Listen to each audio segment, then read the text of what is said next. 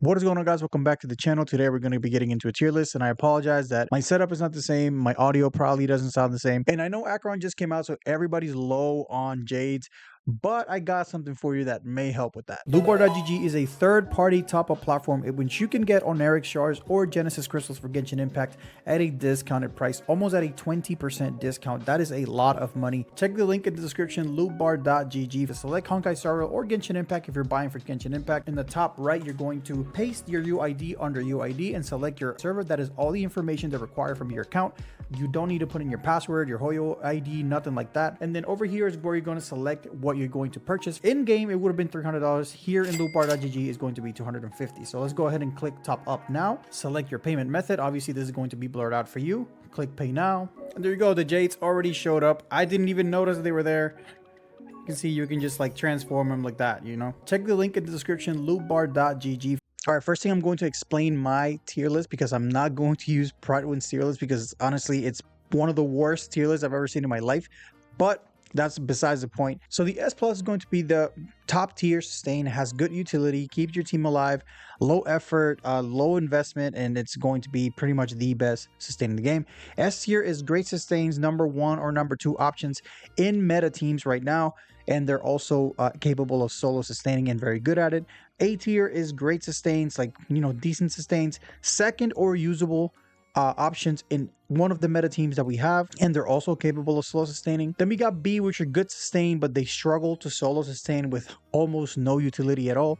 Then you have tier C, which are good, okay sustaining, but extremely niche and difficult to use, and it's very hard to solo sustain. And then D tier, extremely niche, or they just can't deal with the solo sustaining. They need help to sustain a team. Also, another thing in my tier list, everything is affected by rogue positioning. So the characters that are farther to the left are going to be better, in my opinion, than the characters farther to the right of the tier list. Okay, I'm going to go in order of release. So the first character we're going to talk about is March 7th. I'm going to go ahead and put her on the D tier. In the realm of sustaining March 7, it's decent. She's one of the first characters you get in your game, and she gives the shield to a single target ally that you have to use a skill point to actually protect, and she doesn't get to heal the ally until you get E6, I think it is, and the heal itself isn't that great. She does cleanse on her shield, which is pretty good. It's a plus in my opinion. However, she does need a lot of help sustaining a team. She probably can't solo sustain a single team unless you're in Simulated Universe. And disclaimer, in Simulated Universe, she is like an A or S tier character. However, in the rest of the games, Pure Fiction or MOC or even story, she's going to struggle to sustain your team. She's going to need help from the second sustainer we're going to be talking about, which is Natasha. And she also is a free character, and it makes sense why they give you Natasha and March 7 for free, because they need each other to help sustain one team. Natasha has decent heals, but it's not enough, and they're not consistent enough for your team to just not die while only relying on Natasha. So she needs help from either a shielder or a second healer. She does have a cleanse on her skill, which is pretty nice, but her AoE, her big heal, does not have a cleanse, and that is pretty much a detriment to any sustainer. If you can't cleanse or protect your team from debuffs, is going to be something that is going to help hold Natasha back. So in that regard, Natasha is also on the D tier. We're going to talk about Fire MC now, and this character used to be on the D tier right here with March 7 and Natasha, but I'm going to place him in the C tier, arguably B tier, because of the Acheron effect. While the Acheron effect is preservation characters that have access to the trend of the universal marketplace like cone that inflict debuffs are going to have higher value because they allow Acheron to fire off her ultimate at a more consistent basis. And Fire MC is one of the best characters to actually take advantage of this because of his skill taunt. So he can taunt the enemies, make them attack him, and with the trend of universal marketplace, if you have it, doesn't matter S1 or S5, he has a high chance or a decent chance, if you stack effect hit rate, to land a debuff as well. So let's say in a Yang Qing fight that he has the 4 swords and himself, if all of them hit Fire MC because of the taunt, he himself can give Acheron about 6 stacks or 5 stacks. No, 6 stacks including the taunt. So 6 stacks just from him is actually crazy. So, you know, if you want to put him on B tier, I won't argue against it. But in this particular tier list, I'm going to put him on C tier because aside from that meta team that aside from the Acheron team, he doesn't have a place in the meta. and he's not capable of solo sustaining a team. All right, the next character we're going to talk about is Welt, and I'm going to put Welt at the beginning of the D tier as a sustainer. Welt suffers from identity crisis. He is one of the most versatile characters in the game. You can build him for damage, you can build him for break effect if you want to play off that delay. The sustained version of Welt, coupled with Ruan Mei, this is the only caveat that could potentially make Welt a really decent sustain for certain teams, is the existence of Ruan Mei and her break effect abilities. It makes Welt pushback, the ultimate in pushback and the imprisonment pushback from breaking, incredibly powerful. And the type of gameplay and the type of team that they run is going to be sort of like a control, in which Welt makes it to where the enemy can't kill you if they can't have a turn. If they don't have a turn, they don't have a chance to kill you. So that's what he does as a sustainer, and is coupled with Ruan Mei, it's even better. Like, he could do it by himself if he's fast enough and it has enough effect hit rate, but with the addition of Ruan Mei in the fray, he becomes a real threat when it comes to sustaining. The only caveat would be that the enemy has to be weak to imaginary in some cases, which is not ideal. And also with the release of Acheron, he being an agility character enables Acheron to run him as a sustain, Ruan Mei as a support, and then run a second agility like Pella to inflate her damage and make her pop off. So in the Acheron team archetype, Welt can be a really good sustainer. But in comparison to other sustainers that already exist, he is not cracking he's not cracking D tier. All right, next up we got Bailu. I'm going to place Bailu in front of Fire MC on the C tier. She is the OG 5-star healer. Everybody was trying to get her because other than that, your only options were Natasha, and let's be honest, Natasha is not really an option, even though she could work. Bailu is very RNG focused for a healer. Like, you don't want your heals to depend on RNG, even though her heals are really strong. You don't want your heals to depend on RNG when you need them the most. And her ultimate is kind of RNG. Her skill is kind of like, I don't know, it's just so inconsistent in my opinion that I don't think it's a reliable character. Even though she does have a revive, so that's kind of like a safety net in case you do die due to her inconsistency. She's still not as strong. Her kit is not as strong as some of the other healers or sustainers that we're going to be talking about. And the one detriment that she has that's really holding her back is the absence of cleanses, or the inability of her to remove debuffs from the team. Some characters just depend on if they can move, and if they can't move because they're CC'd, they're imprisoned or frozen or whatever the case may be, and their sustainer is Bailu, they're kind of screwed. They can't do anything about it. Bailu can't do anything about it. So they're just gonna have to lose a turn, and that's one of the things that really holds back Bailu as a healer, is her inability to control CCs or to manage cleansing her team. So that's why she is on the C tier. All right, next up we got Gepard, and our homie Gepard got hit with the Acheron buff, and because he's a preservation unit and he's a fantastic shielder with the ability to abuse the trend of the universal light cone that I mentioned previously, he is one of the best options to run with Acheron because of his shield, and then also because of his ability to be a preservation character and use the universal trend light cone. He also freezes, which is also a debuff. The only problem with Gepard is that his shields solely depend on his ultimate, and it doesn't come around as much as you want it to. So between those turns, you have to rely on him freezing, and then for that you have to use a skill point, which you don't really want to do. You don't want your sustains to use up your skill points when your DPS needs them. So aside from that, Gepard in Simulated Universe is a God tier unit, S+ tier unit in the Simulated Universe because of the preservation and remembrance path. He can completely demolish Simulated Universe. Aside from that, MOC, Pure Fiction, and all that stuff, maybe Pure Fiction, he's pretty good, but MOC, definitely he needs help sustaining a team.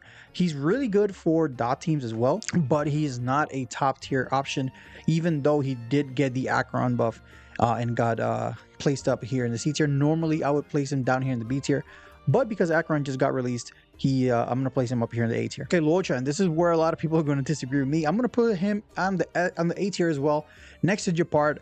Obviously, Luocha is a much better sustainer than Gepard. I understand that. Remember, Luocha is probably here creeping onto S, but not quite there yet. So don't think that Luocha is only a little bit better than Gepard. He's actually a lot better as a sustain than Gepard. Like I said, realistically, he would be down in the B tier, but because of Acheron and Acheron's popularity, Gepard got catapulted a little bit higher up. But Luocha, speaking about Luocha, he's the most SP positive sustainer that we have. He doesn't need to use his skill points at all. The only thing he needs to do is to fire up his ult, put up his field, and then from that he can trigger his heals automatically, which is one of the main selling points of Luocha. He's a very comfortable character, the best healer pretty much. The only thing that I can see that's a negative with Luocha is that he only heals at E0, low investment, low eidolons. He only heals, and his heals also stack off his attack, so he is not as bulky, as tanky as you might want a healer to be, and because of that he can die sometimes because his heals don't rely on him to have HP or defense. It's all based on his attack. Aside from that, he does really good heals, automatically heals. He with his field he makes them heal themselves, which is really good. His skill also triggers automatically.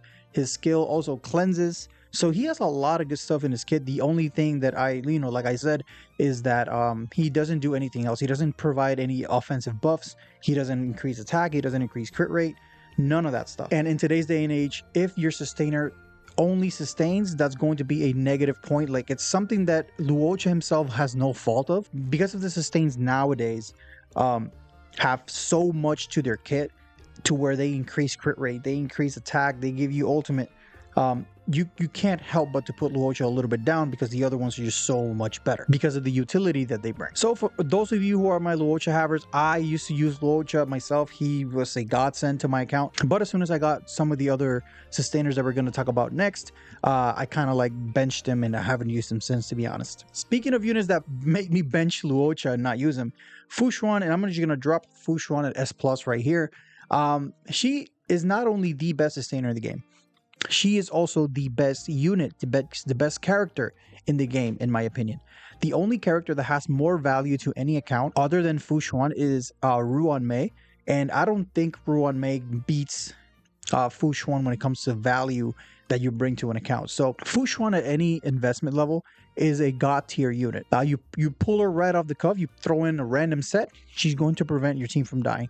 You're a mid-level player with normal relics, she's going to prevent your team from dying. Endgame player with god relics, she is an unkillable god. Like, you're not going to kill a team with FuXuan on it.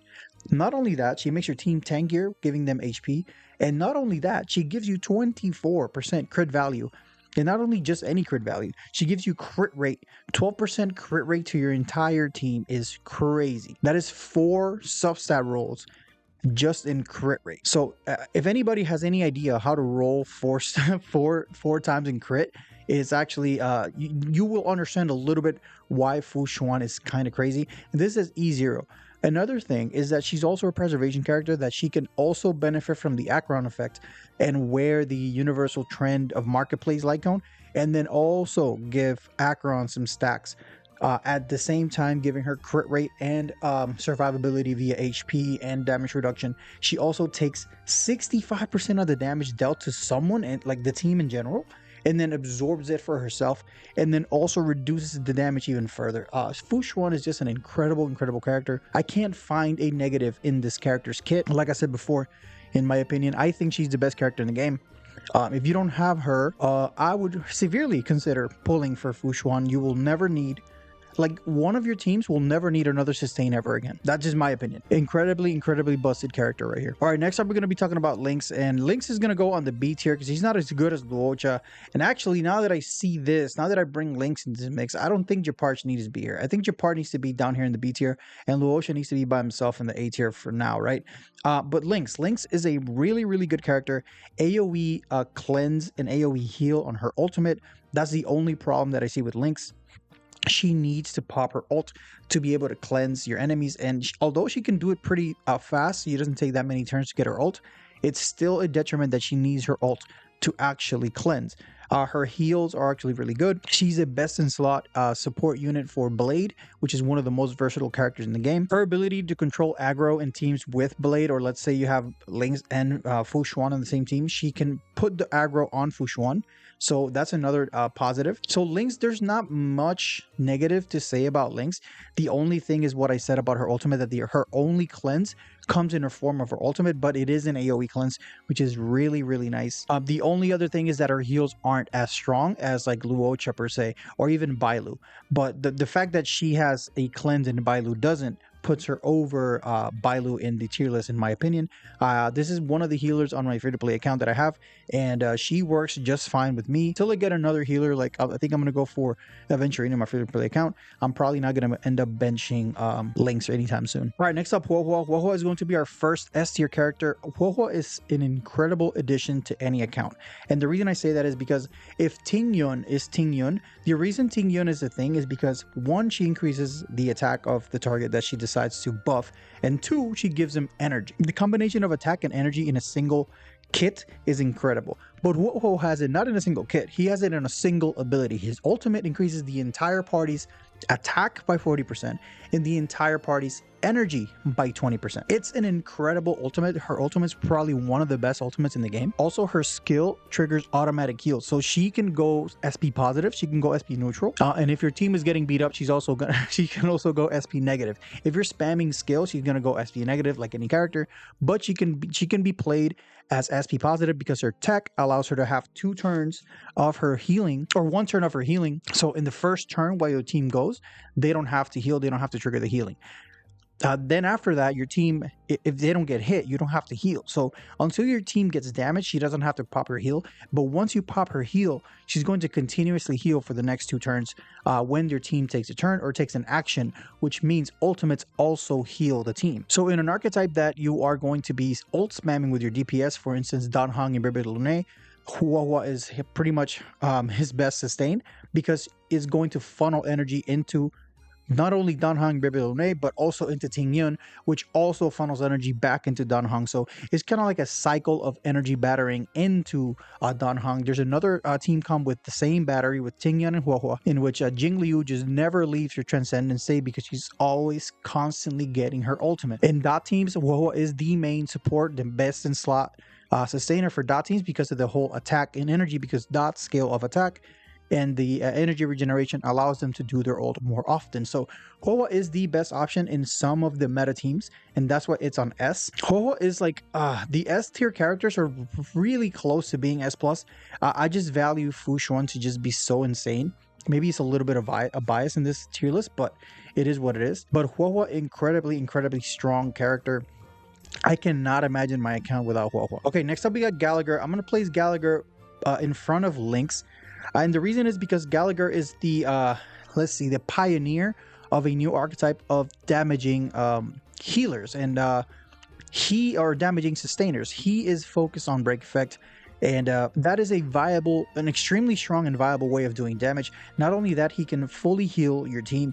Whenever he pops his ult, he gains another turn and then hits an enemy with the Besotted State, which is also a debuff, and then also inflicts the enemy with another debuff, and then that is going to heal your entire party. It also enables the party themselves to heal, kind of like Luocha does, if the enemy is besotted, which he inflicts on everybody with his ultimate. Not only that, he also got hit with the Acheron buff because Acheron needs debuffers on the team, and he kind of works kind of like a pseudo nihility character because his ultimate has a debuff, and then his enhanced basic attack also has a debuff. So he can give Acheron 2 stacks when he pops his ult, also full healing the entire team because his heals are actually really solid and really strong. Aside from that, 2.2 is going to be very heavy on the break effect, and Gallagher is going to be a really key and good piece for a lot of break effect teams. Ruin May is a thing. Obviously, we're talking about Gallagher. Gallagher is a thing. Harmony MC is break effect based, so he's going to be a thing, or it's going to be a thing as well. And then obviously you got Boot Hill and all that stuff. So Gallagher is only going to go up. I'm only placing him here for now, but because of his value and his projected damage and projected impact into break effect teams, he may just jump up over here in the A tier eventually. But right now, I am comfortable putting him on the B tier. All right, last but not least, we got Aventurine. He is not a release character yet, but we got a chance to play with him in 2.1. In the story event that we did, we got a chance to use Aventurine, and he is very strong. He automatically pays his shield. He is exactly the same thing as HuoHuo for dot teams. He is for follow-up attack teams. He is the best premier support for follow-up attack teams.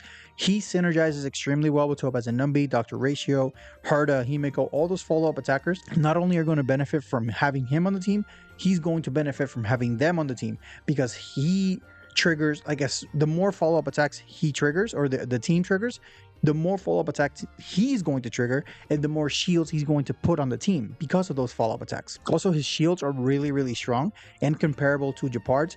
And not only that, they're not locked behind his ultimate. His ultimate is actually a damaging move, which means that his shields are 1, automatic, and 2, you can place the shields with your skill. He's also going to be extremely SP positive because if you're not getting destroyed, he doesn't have to use a skill to place a big shield on the ally. Aside from that, as if that wasn't enough, he also gets hit with the Acheron effect because he's a preservation character. He can wear the universal trend of the marketplace or whatever it's called. He can wear that light cone and help Acheron get her ult faster. He also has debuffs on his kit. With his ultimate, he has a 25 or 15% debuff that when you attack the debuffed enemy, your team is going to deal 15% more crit damage. So he helps your team deal more damage. He helps your team not die via shields.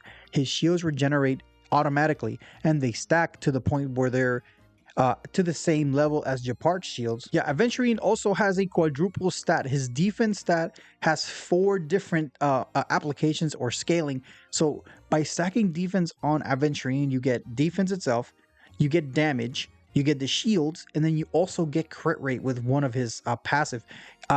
It's one of the best character designs that I've ever seen. It's really, really good. I'm debating on putting him on S+, but I won't know until he's released and I'm able to play with him or see what people do with him. But he's in the same boat as HuoHuo, where he can, if you want to put him on S+, that's fine with me. If you want to put HuoHuo on S+, if you want to put all 3 on S+, that is fine by me. These 2 are pretty much interchangeable. I don't know who is better at this point, but Aventurine is really, really, really strong. And if you're planning on pulling for him, like I said, he's very, very strong, so he's a good pull. Right, I mean, I'm not gonna lie, this tier list looks pretty base to me. Like if somebody else made this tier list, I really wouldn't. I don't know. I don't have any arguments against my own tier list.